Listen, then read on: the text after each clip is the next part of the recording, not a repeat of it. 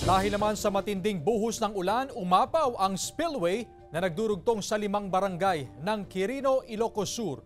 Sundan sa report ni Ivy Hernando.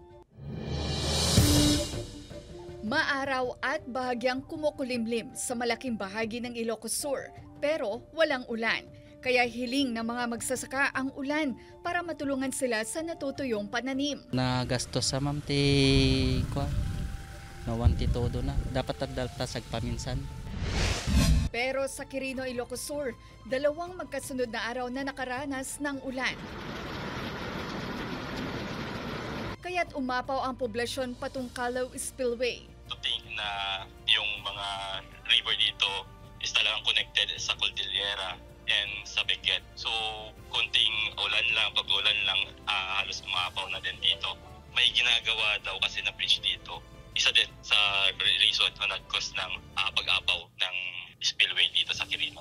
Ang spillway ang siya nagsisilbing daanan ng mga residente patungo sa 5 barangay, kabilang ang Banuen, Malidig, Lamag, Patungkalaw at Patyakan. Kung umapaw naman, meron naman other way papunta sa 5 barangay na yon.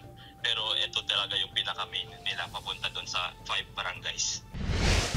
Kaninang umaga, humupa na ang tubig sa spillway, ngunit patuloy pa rin ang monitoring na awtoridad sa lugar.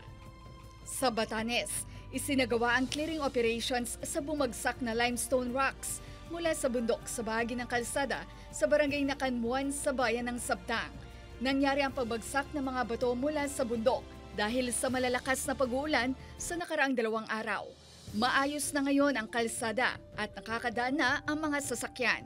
Ivy Hernando, 1 North Central Luzon.